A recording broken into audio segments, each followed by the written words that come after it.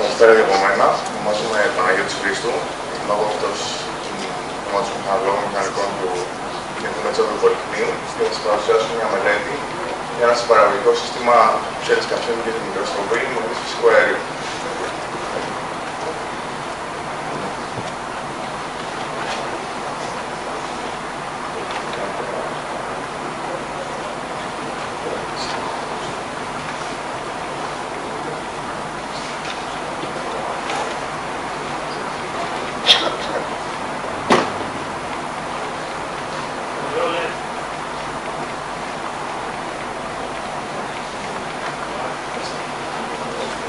Η ομάδα εκτός από μένα αποτελείται από τον εκπούριο καθηγητή Σωτήριο Καρέλα, τον δόκτωρα Κυριάκο Πανόπουλο και τον καθηγητή Εμμανουήλ Καγκαρά.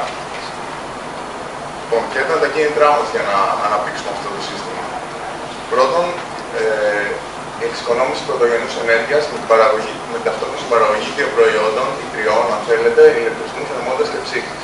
Δεύτερον, τα υψηλά ποσοστά υπογόνων νησιών που έχουν δημιουργηθεί τελευταία στη χώρα μας με μικροσωματίδια, εκατομμύκλη, καθώς και το αυξημένο κόστος του πετρελαίου θέρμανσης και η χαμηλή απόδοση των συμβατικών συστημάτων θέρμανσης, όπως επίσης η αύξηση του τιμολογίου ηλεκτρισμού και τέλος οι απώλειες μεταφοράς ενέργειας από την παραγωγή στην κατανάλωση.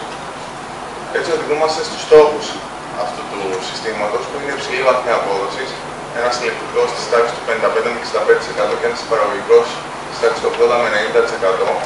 Το μεγάλο εύρος της παραγόμενης ισχύως, που είναι από 1 έως 500 kW, που θα κάνει αυτά τα συστήματα ευέλικτα που ανταποκρίνουν τις ανάγκες πολλών καταναλωτών και να παράγουν αποκεντρωμένα ενέργεια, ηλεκτρισμό, θερμότητα και ψήξη.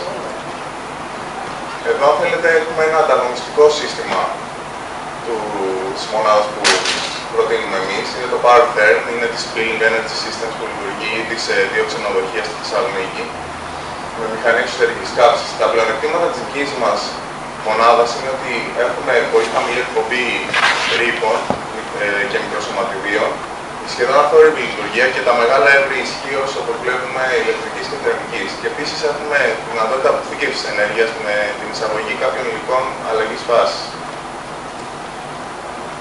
Η εμπειρία που υπάρχει στο εργαστήριο του Πολυτεχνείου σε θέματα ενέργειας είναι πολύ μεγάλη και υπάρχουν ήδη τέτοιες μονάδες που λειτουργούν στο εξωτερικό.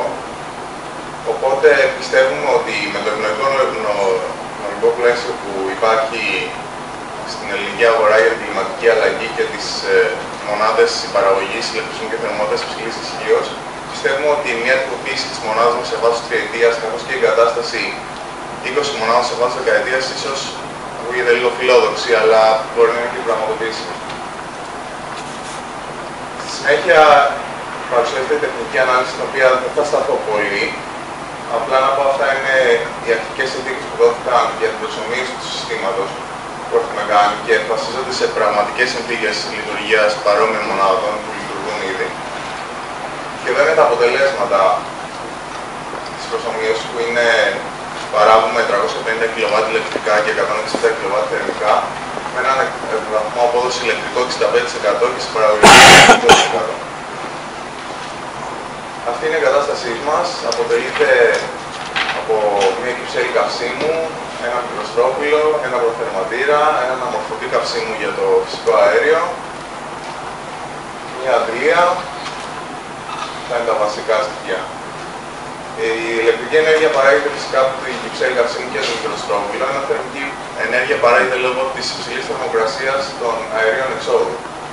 Έχουμε σκεφτεί ότι στο τέλος, με την εισαγωγή ενός συστήματος απορρόφησης ψήξης, μπορούμε να παράγουμε ψήξη από την απορρόφηση των θερμών αερίων.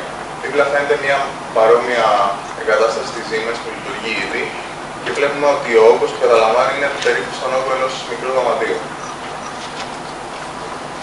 Το target group μας είναι καταναλωτές που έχουν συνεχή ανάγκη από κατανάλωση, συνεχή ανάγκη κάλυψης αναγκών σε ηλεκτρική ενέργεια και θερμότητα κατά τους θερινούς μήνες ή ψήξη κατά τους θερινούς μήνες. Οπότε, αρχικά θέλουμε να εισάγουμε την εγκατάσταση σε νοσοκομεία και ξενοδοχεία και στη συνέχεια σε εμπορικά καταστήματα, εκπαιδευτικά ιδρύματα, ακόμα και οικιστικά συγκροτήματα. Φυσικά πρέπει να υπάρχει διασυνδεδεμένο σύστημα δίκτυο δίκτυο φυσικού αερίου, οπότε μιλάμε για Αθήνα, Θεσσαλονίκη, Λάρισα, Βόλο σε αρχική φάση τουλάχιστον.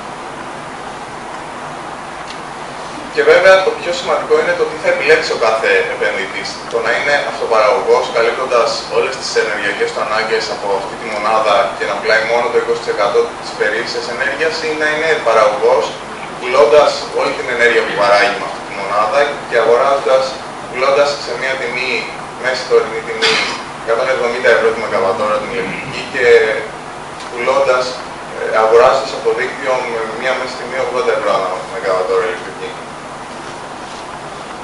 Εδώ φαίνεται κάποια ποσοστά κάλυψης ενεργειακών αναγκών μεγάλων κτηρίων στην Ελλάδα και φαίνεται ας πούμε ότι στο Υπουργείο Εθνικής Άμυνας μπορεί να καλύψει το 32% των αναγκών σε θερμική ενέργεια, στο Υπουργείο Υγείας το 81% και ας πούμε στην Εθνική Ασφαλιστική μπορεί να αποκαλύψει το 54% των αναγκών σε ηλεκτρική ενέργεια και το 64% σε ανάγκες θέρμανσης.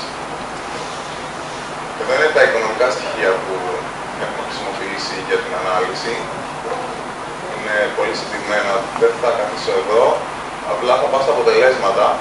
Έχουμε βάλει ένα χρόνο ζωής 20 ετία και με αυτή την ανάλυση βγάζουμε μια καθαρή παρούσα αξία κέρδους γύρω στα 10.200.000 ευρώ. Στο τέλος, με έναν εσωτερικό βαθμό απόδοσης 24,3% και χρόνο αποπληρωμής στα 5,4 έτη. Τα οποία εντάξει είναι καλά.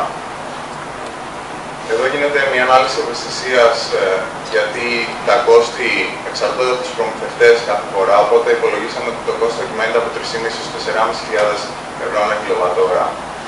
Και λόγω οικονομίας κλίμακας, όσο μεγαλύτερη είναι η μονάδα, τόσο χαμηλότερο θα είναι το κόστος ανά κιλοβάτ, οπότε τόσο μεγαλύτερη θα είναι η καθαρή παρούσα αξία στο τέλος του χρόνου ζωής και τόσο μικρότερος ο χρόνος αποπληρωμής. Τέλος, φτάνω στα συμπεράσματα, τα οποία έχουν ήδη αναφερθεί. Πρόκειται για μια σύγχρονη και καθαρή τεχνολογία παραγωγής ηλεκτρισμού, θερμότητας και ψήξης και το νομικό πλαίσιο είναι πολύ ευνοϊκό στην Ελλάδα. Στόχος μας είναι η εγκατάσταση 3-4 πιλωτικών μονάδων την επόμενη τριετία, ώστε με την τυποποίηση αυτή να μειωθεί και το κόστος. Η βαθμή απόδοση είναι πολύ ελκυστική, καθώς και ο χρόνος αποπληρωμής της επένδυσης, όπως και ο εσωτερικός βαθμός απόδοσης, όπως είδαμε. Σκοπεύουμε να λειτουργεί ως spin-off εταιρεία του εργαστηρίου αντικινητήρων και λογίτων του Εθνικού Μετσόβιου του Πολυτεχνείου. Και λόγω όλων αυτών πιστεύουμε ότι θα βρούμε κάποιους επενδυτές να πιστέψουν και να επενδύσουν στην ιδέα μας. Ευχαριστώ.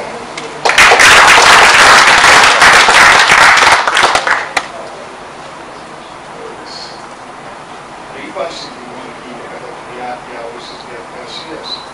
Αέρια ρήπανση. Ναι, φυσικά υπάρχει ρήπανση, αλλά είναι πολύ μικρότερη από τα συμβατικά συστήματα παραγωγής ενέργειας. Αλλά είναι ας πούμε μέσα στην Αθήνα, όταν πρόκειται να προχωρηθεί το Υπουργείο Αμήνης, ας πούμε, είναι εκεί. Ναι, φυσικά. Είναι παραγωγή αποκεντρωμένη, δεν είναι για κάποιο θερμικό σταθμό όπως στη ΔΕΗ. Μπορεί να γίνει και αυτό, αλλά εμείς απευθυνόμαστε σε καταναλωτές.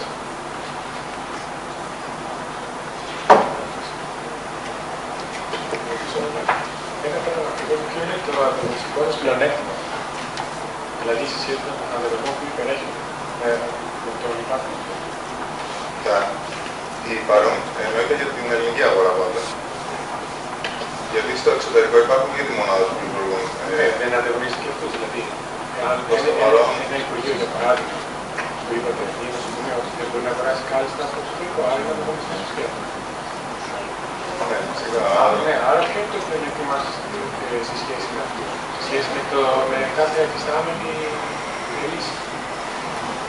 Εμείς έχουμε αναπτύξει τη μονάδα με κάποια παραλλαγή της μικροστροφής.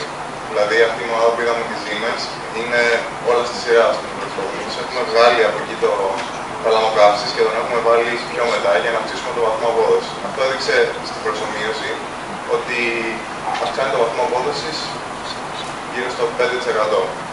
Ίσως να μην ακούγεται πολύ τώρα, αλλά για μας σε ερευνητικό στάδιο είναι πολύ σημαντικό. Άρα έχει μεγαλύτερη απόδοση στην παραγωγή. Ναι. Άλλη ερώτηση.